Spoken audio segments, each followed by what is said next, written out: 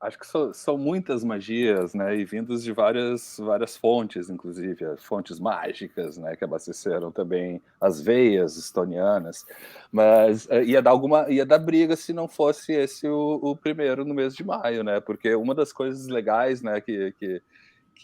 esse programa aqui, proporciona pra gente, acho que é muito isso que os guri falaram, assim, né, de revisitar alguns álbuns e também algumas coisas que a gente não ouve há algum tempo, ou que de repente nem conhecia. E eu, particularmente, eu faço uma brincadeira, assim, até para poder chegar na minha lista, quando tem um mês tão rico como esse, assim, musical, criei um filtro próprio, assim, que já não é o primeiro programa que eu participo, assim, eu fico pensando, quais são, se tivessem todos esses álbuns numa loja, quais são os 10 que eu pegaria primeiro, não que os outros não deixem de ser importantes, né? E a gente está falando não só de um, talvez, reconhecido, e isso é um reconhecimento que veio depois, né? Na época que saiu esse álbum dos Stones, ele não chegou a ter tanto, não foi tão badalado assim pela crítica, né? Como se tornou hoje em dia. E foi um pouco tempo depois, mas ele acaba sendo não só um dos, talvez, ou álbum reconhecido como o maior álbum da discografia dos Rolling Stones, como se tornou também um dos grandes álbuns da história do rock, né? Em qualquer grande lista, assim, se não tem o Exile on Main Street, eu nem começo a ler a lista, entendeu? Porque é algo que realmente é muito grandioso. E eu, enfim, pensando assim, por que talvez esse álbum tenha tanta relevância, não só, né, na carreira dos Stones, mas também na história do rock, né, na discografia da história do rock mundial. Eu acredito muito de alguma maneira, esse álbum ele acaba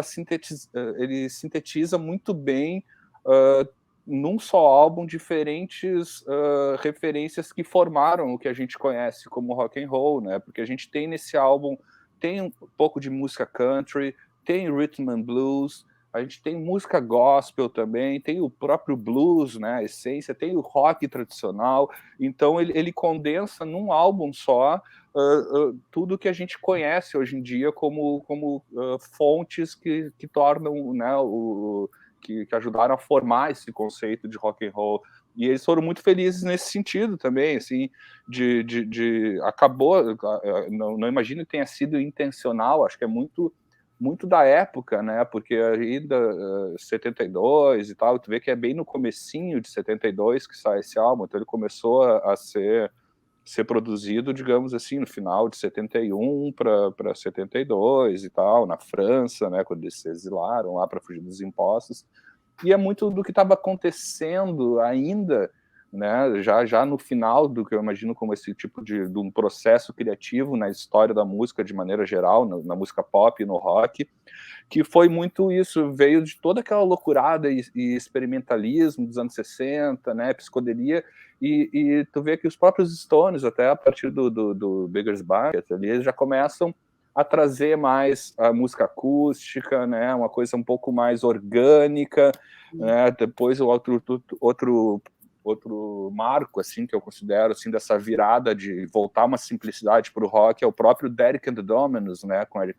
Clapton e sua turma, que trazem já de novo, claro, antes desse álbum, assim, mas é aquele momento onde a galera que pesou muito nas loucuras musicalmente, né, nos anos 60, começa a baixar um pouco a bola e trazer um pouco mais essa coisa mais orgânica, que esse álbum é a síntese disso tudo, assim, né? E não tem como negar, assim, a grande, para mim é a grande obra dos Stones por esses motivos todos, assim, por condensar num mesmo álbum todas as referências que tornaram eles a maior banda de rock and roll, e por isso que ele também é importante na história do rock, por isso, por ele trazer, condensar num mesmo álbum diferentes gêneros musicais que contribuíram para essa formação. Eu não respeito ninguém que não goste desse álbum, na verdade. Tem que gostar, é fundamental.